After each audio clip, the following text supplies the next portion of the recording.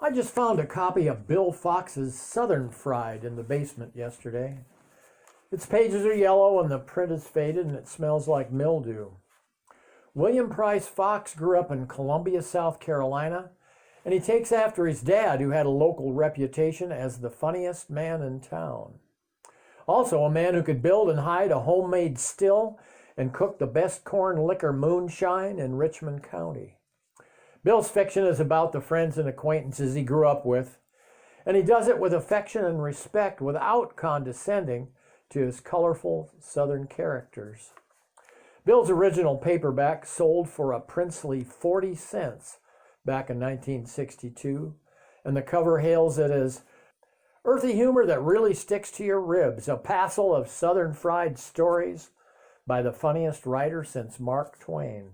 On the back cover, Bill Fox tells us what we're getting into. Tall tales, short stories, and some just plain lies. Bill's first story follows Leroy Jeffcoat, a Columbia, South Carolina house painter who fell off a ladder on his head and then took up playing Bush League baseball for the rest of his life. And this is how it goes. Leroy Jeffcoat fell off a scaffold on his 41st birthday and was in shock for about 20 minutes. But when the doctor brought him around, he seemed all right, except that was the last day Leroy Jeffcoat ever painted a house. He went uptown to the sports center on Kenilworth and bought 2 white baseball uniforms with green edging, 2 pairs of baseball shoes, a Spalding second baseman's glove, 8 baseballs, and 2 bats. He'd been painting houses at scale since high school, and because he never got married or gambled, he had a pretty good savings account at the South Carolina National Bank. We had a Bush League baseball team called the Columbia Green Wave. The name must have come from the fact that most of us got drunk on Friday nights and the games were played on Saturdays. Anyway, the season was half over when Leroy came down and wanted to try out for second base. Leroy looked more like a baseball player than any man I've ever known. He had that pinch-ass strut when he minced around second base, and he could chew through a whole plug of brown mule tobacco in 4 innings while he was worrying the pitcher to death with his chatter. But Leroy couldn't play very well. He looked fine, and at times great, but he knew too much to play. He read every book and guide and every Topps chewing gum card ever printed. He could show you how Stan Musial batted, how Williams swung, and how DiMaggio dug in. Leroy could copy anybody. He was great until he got into an actual game. Then he got nervous and tried to bat like Williams, Musial, and DiMaggio all at once. But he couldn't make up his mind, and by the time he did, he'd looked at 3 strikes. Leroy played his best ball from the bench. He'd pound a ball into his glove and chatter and cuss and spit tobacco juice. We got him into the Leesboro game for 3 innings and then against Gaffney for 5. Leroy had 2 complete uniform changes. After every game, he'd change into his clean uniform and take his dirty one to the one-day dry cleaners. That way, he was never out of uniform.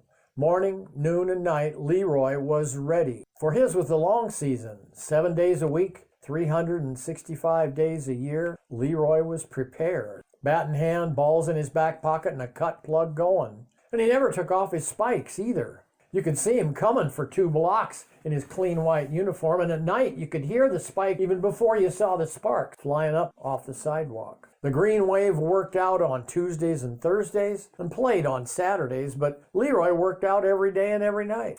He'd stand around Doc Daniels' drugstore until somebody came out that he could talk into hitting him some fly balls over the phone wires on Mulberry. It could be high noon in August, but that wouldn't bother Leroy. He'd catch the fly balls and he'd run down the misses in the gutter until the batter got tired, not Leroy. Then he'd buy himself and the batter a couple of Atlantic ales and they'd drink them outside because Doc Daniels had wooden floors and wouldn't let Leroy in if he didn't take off his spikes, which he refused to do. Damn your hide, Leroy! You come in here with those spikes on again, I'm going to work you over with this ice cream scoop. Leroy'd spin the ball into his glove, fold it up, stuff it into his back pocket and say, "Okay, Doc, why can't you take off them damn spikes and sit in a booth like everybody else? And you're getting too old to be out there in that damn sun all day, Leroy." But Leroy was in great shape, and he'd get somebody to go in and buy him an Atlantic ale, and then he'd sit down in a little shadow of mailbox shade. And later he'd find somebody to throw him a few grounders. Come on, don't spare the steam. He'd crowd in on you, and you'd be scared to throw it hard, but he'd be all over you. Come on now, hard, in the dirt, right here. This would be a much better story if I could tell you Leroy's game improved and he went on to become famous around the Sally League. But that didn't happen. He got a little bit better and then leveled off. But we kept him around because number one, we liked him. And two, his clean white uniform looked damn good. And last, we needed him as a backup. We needed lots of backup. Some of our older guys couldn't make it through those August games. You know it's hot when you start fanning yourself with a catcher's mitt. And all that beer and corn whiskey'd start coming out. So in a lot of games, Leroy got some playing time. I remember one game when our right fielder passed out and we had to drag him off the field into some shade. Leroy saw him go down and ran right out into right. He caught a couple and dropped a couple, and at bat, he decided he was Ted Williams. So he'd wait for that perfect pitch Williams described in the Saturday Evening Post and was called out on strikes twice. In the seventh, he got a walk, and it was the first time he'd been on base in weeks. Leroy was so excited, he started dancing up and down and giving the pitcher so much lip, the umpire had to come out and settle him down. We hated our last game of the season because it was always with the South Carolina State Penitentiary down the hill. First of all, nobody ever beat the Pen because they had something to prove and really played to win. The prison game always starts around 1:30, the high walls keeping out the breeze, and it's hotter than their furnace in there. Sweat's dripping off my fingers and running down my nose. Billy Joe Casper's pitching, and they hit him hard for 7 runs in the first inning. We come up, and Al Curry leads off. Their pitcher's name is Strunk, and we hear he's doing life for murder 1. The first pitch is right at Al's head, and he hits the dirt. The hometown prisoner crowd cheers. The next pitch is another beaner, and Al's too scared to swing, and he strikes out on the next 3 fastballs. Jeff Harper's up next, and he strikes out in the very same manner. When he complains to the umpire, who's a trustee, the umpire goes out and talks to Strunk. This doesn't do any good. I bat third, and it's terrifying. Strunk glares at me and snarls. His arms are so long, I feel like he'll grab my throat before he lets the ball go. I dig in, but not too deep, so I'll be ready to duck. Strunk reaches up about 9 feet, and he lets the ball fly right at my left eye. I hit the dirt hard.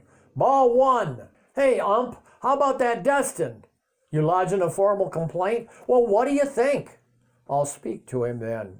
The trusty ump goes out to have a word with Strunk, and their catcher follows. They talk for a minute, and every once in a while the catcher looks back at me, and he laughs. Back to business, and it's 1 more beanball, then 3 that look like dusters but break in over the plate. 3 up, 3 down. And at the end of 5 innings, we don't have a scratch hit, and the Pen's ahead already 14-0. Lifer Strunk has a double, a triple, and a home run. We don't care what the score is and just want to get out of that prison yard alive because the hometown Penn's crowd is cheering everything they do and booing and catcalling every move we make. At the end of the 7th, we still don't have a hit, and that's when Leroy starts in on Strunk from the bench. I can hit that son of a bitch. Hey, back off, Leroy. He's too damn dangerous. The hell he is. Let me at him. Forget it, Al Curry says. He'll kill you. Let's just ride this out and get home safe. This crowd could turn on us any minute. But Leroy keeps it up hard until Kirk Turner, okay, Leroy, you go in at first. I'm cramping up bad here. Strunk comes up to bat in the 8th, and Leroy is all over him. Let him hit, Billy, let him hit. I want that son of a bitch down here on my bag at first. The crowd seems to like this and begins to cheer Leroy, which only encourages him more. He pounds his fist into Kirk's first baseman's glove and starts leaping up and down like a chimpanzee. Send that beanball bastard down here, I'll fix his ass. The crowd cheers this again, and Leroy tips his hat like Musial. Shut that crazy asshole up, ump, Strunk bellows. Simmer down out there or I'll have to send you to the showers. And you do not want that. There's something funny about this, and the prison crowd laughs. But Leroy can't stop himself. Walk him, Billy, 'cause I want his ass right down here 'cause he might get a double and go past me. Billy Joe throws ball 2, then ball 3. You're getting scared, Lifer? Won't be long now. The crowd cheers and laughs as Leroy touches his cap again like musial. Listen, you little pipsqueak. Keep quiet while I'm hitting. I'm going to come down there and shove your glove right down your throat. Well, come on down and try it so I can put your ass in the hospital. Ball 4. Strunk lays his bat down and strides to first base with his chin out. As he gets closer, Leroy steps off the bag as Strunk steps onto it. The crowd is silent. Leroy backs up and Strunk steps toward him. Everybody's watching and there's no noise. Leroy stops, takes off his glove, and pushes it right into Strunk's chest. And he's so surprised he takes it with both hands. Then Leroy Jeffcoat hits him with the fastest and hardest right hand I have ever seen. Strunk is stunned, but he's big and tough. And he lashes Leroy's glove back into his face, and he starts swinging hard. Leroy takes a punch on the top of his head and then crowds in so close, Strunk is too off balance to punch. In a blur, Leroy pumps in 4 lefts and 5 rights. Strunk and Leroy go down with Leroy on top of him, punching Strunk's jaw with his elbow. We had no idea he knew how to fight like this. 2 of us pull Leroy off, and 4 more of us grab Strunk and help him back to his dugout, bleeding and dizzy. Strunk stops and looks back at first base as Leroy is dusting off his cap. I'm going to hit you with a ball that goes in your left ear and comes out your right. One of Strunk's front teeth is bent in at an angle. What's his name? Jeffcoat, Billy Joe shouts. Leroy Jeffcoat. Crowd starts chanting, Leroy Jeffcoat. Leroy Jeffcoat is our man. Okay, let's play ball and get this thing over with, the umpire yells, and there's another long cheer. The Pen scores 2 more runs before we can get him out, which puts us behind now 21-0. Next, Strunk fans me and hits Coley Sims on the shoulder and walks the next 2 batters so we can get to Leroy. Leroy comes up to the plate with the bases loaded and the crowd shouting, Leroy Jeffcoat, he's our boy. Leroy pulls his cap down like Musial and digs in like DiMaggio. When the crowd cheers, Leroy steps out, turns, and tips his hat again. Strunk flings the resin bag down and kicks the rubber. Get your ass in the box, Peckerwood. Strunk fires a fastball right at Leroy's temple, and Leroy flicks his head back like a snake, but he doesn't move his feet. The crowd boos Strunk, and the umpire goes out to the mound. We can hear the arguing, and when the ump turns his back, Strunk tells him to go to hell. The next pitch is the same as the first, and this time Leroy doesn't even move. The ball hits the tip of his cap, and the umpire motions for Leroy to take first. He didn't hit me, ump. Let him pitch. I think he's yellow.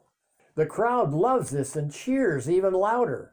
Strunk rears back and throws another beaner, and Leroy stands still this time, the ball passing just under the bill of his cap and just above his nose. 3 balls, no strikes. What happens next is something we've never seen. 2 convicts drop down out of the stands and trot across the infield to the mound. We can tell they mean business because when they talk, Strunk listens, nods, and then passes a signal around the infield. When the ump shouts, play ball, Strunk winds up big like he's going to dust Leroy again, but tosses up a batting practice sulfur ball right over the middle of the plate. It's Williams' ideal pitch, and Leroy hits a liner right over the second baseman's head. Leroy makes a hopeful turn toward second, and the ball is bobbled on the relay, and then it's kicked. Leroy keeps running in spurts, each spurt a little faster than the last, and when the next wild throw bounces off the wall behind third, Leroy turns and streaks for home, shouting. Then he begins sliding 10 feet out, stops, stands up, and dives for the plate, just as the ball whacks into the catcher's mitt a second too late. The crowd starts coming down out of the stands, and the guards can't hold them back. A warning siren sounds, and the cheering convicts parade Leroy around the infield on their shoulders. The game is called because reserve guards and trustees come out armed with billy clubs. Later, Coley and I find out from the Penn's manager that the committee told Strunk they wanted Leroy to hit a home run. When we got back to the drugstore, everyone told everyone else about the game, and Doc Daniels went right outside and personally escorted Leroy back into his drugstore with his spikes on. From now on, I want you to feel free to walk in here with your spikes on anytime you feel like it. Leroy smiled, put his bat and game bag up on the soda fountain, and Doc Daniels bought us a round of Atlantic ales. Then I bought one, and Coley bought one, and just as we were settling down in the booth with sandwiches, potato chips, and the jukebox going, Leroy picks up his glove, spins a ball off his fingers into the pocket, and says, "Hey, I'm getting a little stiff here. Anybody feel like tossing me a few grounders?" The original paperback Southern Fried is copyrighted 1962, which means as of January 1, 2019, it's now in the public domain. William Price Fox was our instructor at the Iowa Writers Workshop in the late 60s, and he was the best pure storyteller there. His best writing advice was just write like people talk, and don't let a strict fidelity to actual facts get in the way of a really good story. He died 5 years ago, the author of Southern Fried, 11 novels, and countless magazine articles. To help keep his memory alive, I'll be reading more excerpts of his stories on this YouTube channel soon. So if you like Leroy Jeffcoat's antics at the State Penn baseball game, check back often for more excerpts from The Ordeal of Lonnie Register, A Razor Fight at the St. Louis Cafe, and Room 306 Doesn't Tip, to name just a few of Bill's tall tales. Hey, you won't be disappointed. Dick Cummins, Bill Fox's Iowa Writers Workshop class of 1969.